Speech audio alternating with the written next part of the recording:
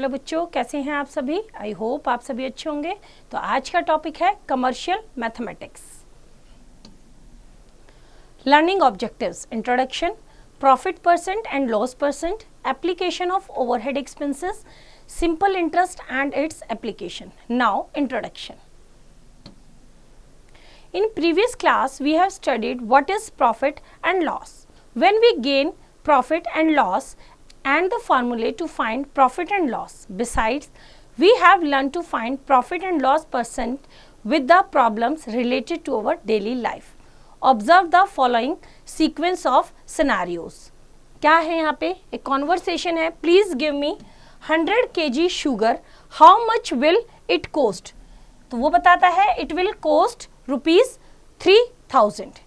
The shopkeeper purchased 100 kg of sugar at the rate of rupees 30 per kg from the wholesaler. Thus, we say that rupees 30 is the cost price of 1 kg of sugar.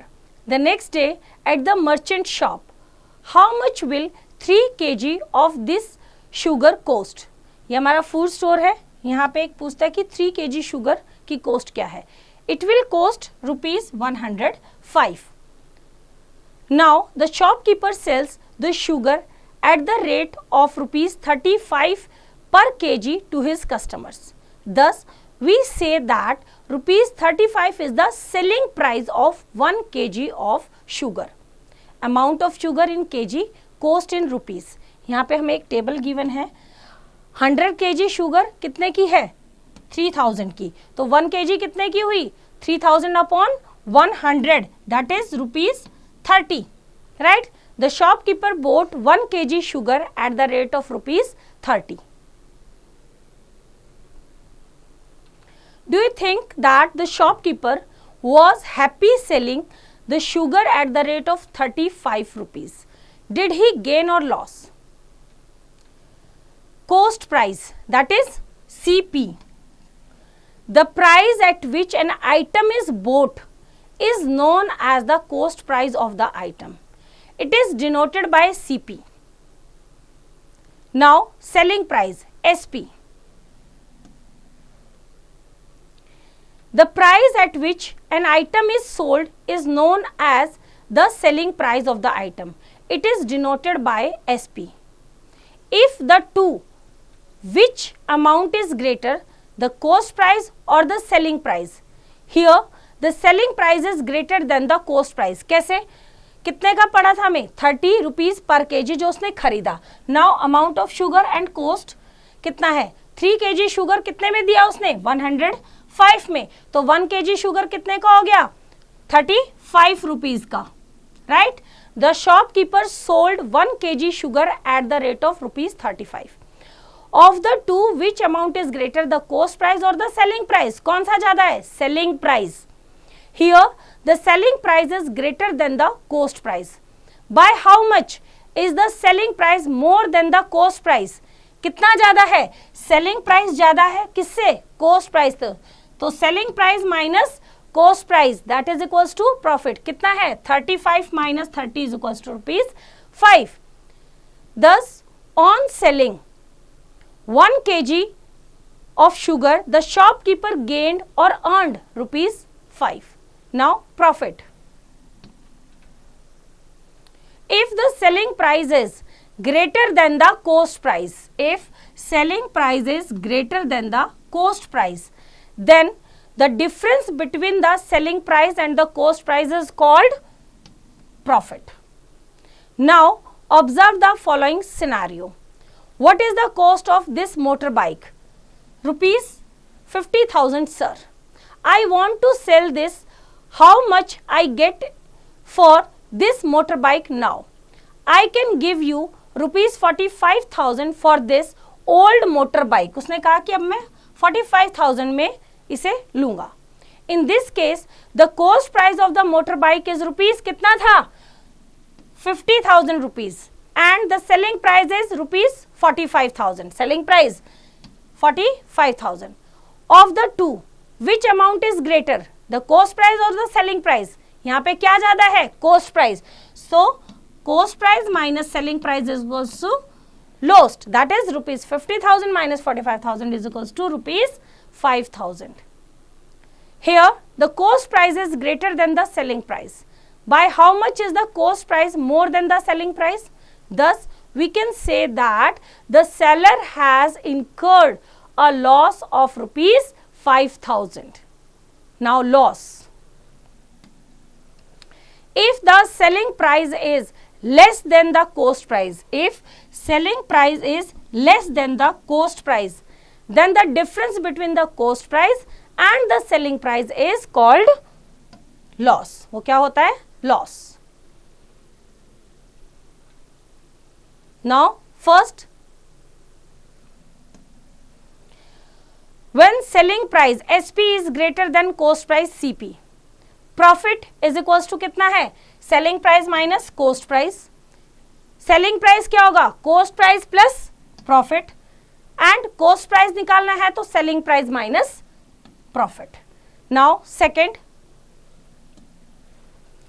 When cost price CP is greater than selling price SP, then loss. Loss क्या होगा? Cost price minus selling price. Selling price निकालना है तो cost price minus loss, cost price निकालना है selling price plus loss. Now let us solve a few examples on finding profit or loss when cost price and selling price are given. Example करते हैं. Example 1. A student buys a reading book for rupees 27.50 and sells it for rupees 28.60. Find the profit or loss. Solution करते हैं इसका. We have coast price CP कितना है? Rupees 27.50. Selling price SP कितना है? Rupees 28.60. Clearly क्या है? Selling price is greater then coast price. Selling price ज्यादा है कोस्ट प्राइस से, देयर इज प्रॉफिट. जब सेलिंग प्राइस ज्यादा होता है कोस्ट प्राइस से तो क्या होता है? प्रॉफिट. तो profit is equals to selling price minus cost price. Selling price is rupees 28.60 minus cost price is rupees 27.50. दोनों को माइनस किया, that is rupees 1.10. So the profit is rupees 1.10. Now example 2. An umbrella which cost rupees 350 is sold at a loss of rupees 35. Find the selling price of the umbrella. Solution करते हैं.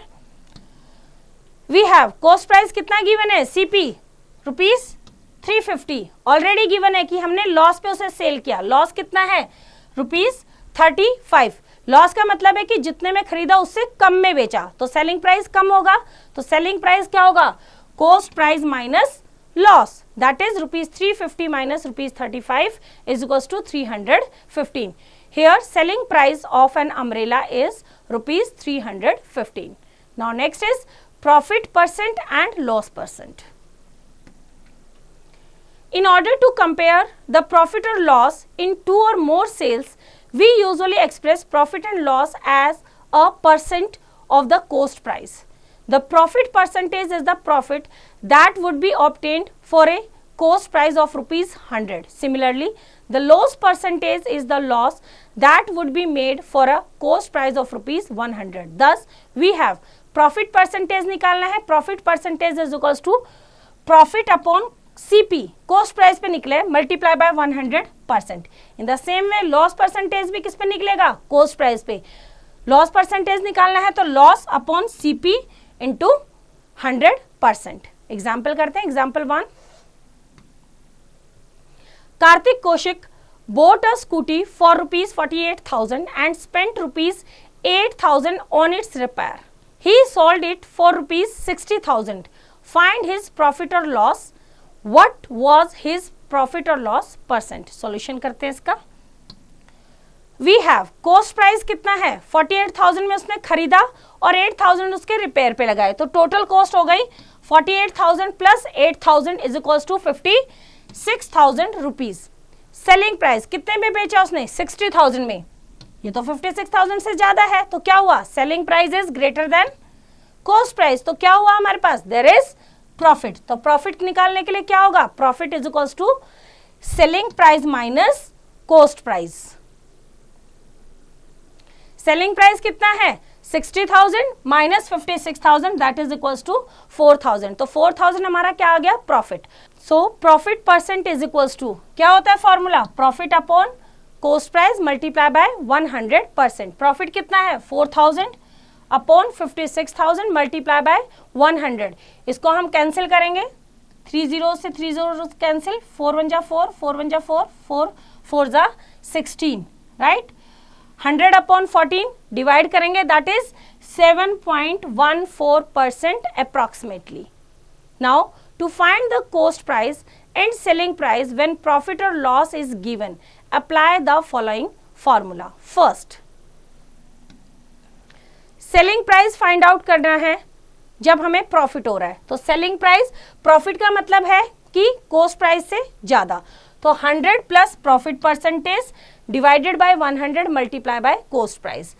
Loss हो रहा है तो loss का मतलब है minus 100 minus loss percentage upon 100 multiply by cost price. अब हमें कॉस्ट प्राइस निकालना है तो 100 अपॉन प्रॉफिट हो रहा है तो 100 plus profit percentage multiply by selling price. Loss हो रहा है तो 100 upon 100 minus loss percentage multiply by selling price. ये सेलिंग प्राइस निकालने का सिचुएशन है. दोनों प्रॉफिट हो रहा है तो 100 प्लस प्रॉफिट, लॉस हो रहा है तो 100 माइनस लॉस. कॉस्ट प्राइस निकालना है, प्रॉफिट हो रहा है तो 100 प्लस प्रॉफिट और लॉस हो रहा है तो 100 माइनस लॉस. नाउ एग्जांपल करते हैं. Example 2, find the selling price of a radio for which cost price is ₹300 and profit percentage is 25%. Solution करते हैं. क्या गिवन है? Cost price ₹300 and profit percentage is 25%. हमें क्या निकालना है? Selling price. सेलिंग प्राइस निकालना है, प्रॉफिट परसेंटेज. प्रॉफिट परसेंटेज दे रखा है, दैट मीन्स 100 प्लस. तो सेलिंग प्राइस का फॉर्मूला क्या है? 100 plus profit percentage upon 100 multiply by cost price, that is equals to 100 plus 25 upon 100 multiply by 300. 125 by 100 multiply by 300, 0 से 0 cancel. 125 multiply by 3 is equals to 375. Therefore, the selling price of the radio is ₹375. Now, example 3. Find the cost price of an umbrella for which selling price is ₹80 and loss percentage is 20%. Solution करते हैं. क्या given है? Selling price कितना? ₹80 and loss percentage is 20%. Loss का मतलब 100 minus loss. Cost price निकालना है, CP. Loss percentage है, फॉर्मूला क्या हो गया हमारा? 100 upon 100 minus loss percentage multiply by SP. 100 upon 100 minus 20 into 80 that is equals to 100 upon 80 into 80. 80 से 80 कैंसिल, कितना आ गया? 100. तो हमारा cost price is ₹100. Therefore, the cost price of the umbrella is ₹100. Now, next is application of overhead expenses. Kirti went with her father to purchase a refrigerator. They bought it for ₹18,000. The shop which they bought it from was not near their home. So, they had to arrange a vehicle to take the refrigerator to their home. They paid a conveyance charge of ₹500. Hence, the cost price of the refrigerator is not only ₹18,000, but it also includes the conveyance charges, that is transportation charges. Here, ₹500 was paid as the conveyance charge, which is known as overhead expenses. Now, cost price of the refrigerator is equals to original cost plus conveyance charges, that is equals to ₹18,000 plus 500, that is equals to ₹18,500. The expenses referred to as overhead expenses, इस तरह के expenses को क्या बोला गया है? overhead expenses. Include the amount spent on repair, labor charges, transportation, etc.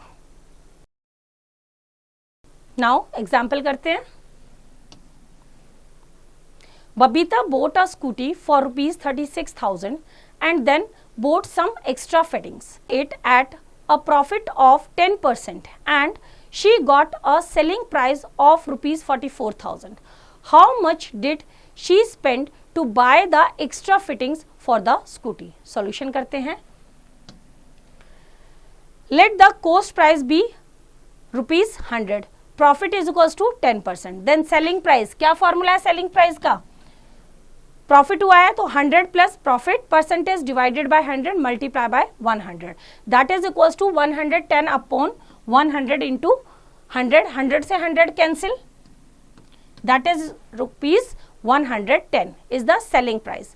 When selling price is ₹110, then cost price कितना है? ₹100. So when selling price कितना given है हमारा? 44,000. then cost price कितना होगा? 100 अपॉन 100 मल्टीप्लाई बाय 44,000, राइट. तो cancel करने के बाद क्या आ जाएगा हमारा? 40,000. और गिवन कितना है हमारा? 36,000. That means amount spent on extra fitting is equals to ₹40,000 minus 36,000, that is equals to ₹4,000. Now apply your learning. First question is find the gain or loss percent if first is CP is equals to ₹300 and SP is equals to ₹375.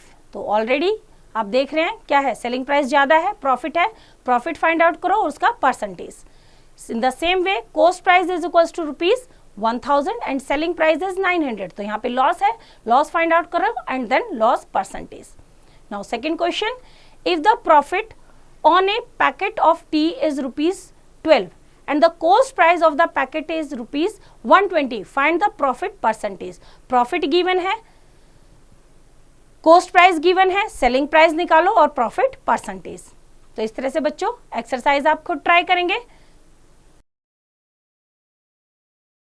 Now next topic is simple interest and its applications.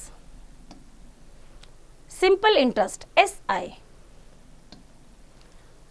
Sometimes we need to borrow money from a financial institution or a bank or a money lender for a specified period of time. At the end of this period, we have to pay back the money which we had borrowed plus some additional money for using the lender's money. In this connection, we use the following terms. Principal. The money borrowed is called the principal or sum. It is denoted by P. Now interest. The additional money paid by the borrower is called the interest. It is denoted by I. Now next, amount. The total money paid by the borrower to the lender is called the amount. It is denoted by A. Thus amount is equals to क्या होता है? Principal plus interest. Now rate of interest, it is the interest paid on ₹100 for a year. It is denoted by R. Now time, it is the time for which the money is borrowed. It is denoted by T. Now simple interest. If interest is calculated uniformly on the original principal throughout the loan period, it is called the simple interest. Simple interest can be calculated by the given formula. Simple interest is equals to principal multiply by rate of interest multiply by time divided by 100. ये हमारा formula है.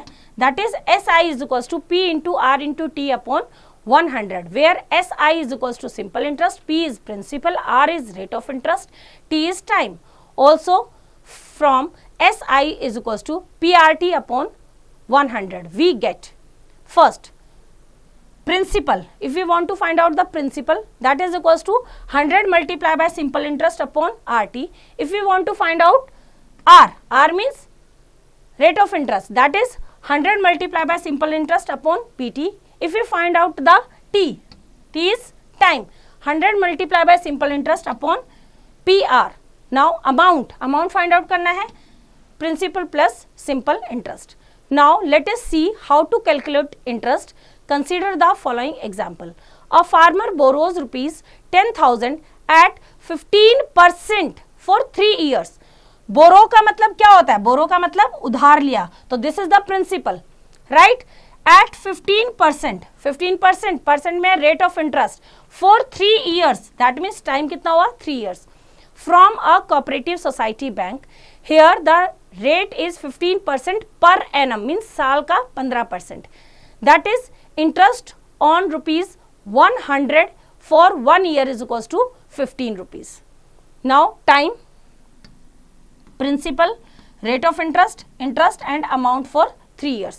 For first year amount निकालेंगे हम. पहले हमारे पास क्या है, principal कितना है 10,000, रेट ऑफ इंटरेस्ट कितना है 15%, तो एक साल का 15 into 10,000 upon 100 that is equals to 1500. Amount कुछ नहीं है, वो लास्ट में हम फाइंड आउट करेंगे आफ्टर 3 years उसे कितना पे करना है. फॉर सेकेंड ईयर अगेन हम 10,000 पे क्या करेंगे, 15% रेट ऑफ इंटरेस्ट से हम क्या निकालेंगे, इंटरेस्ट निकालेंगे, दैट इज ऑल्सो 1500 रुपीज.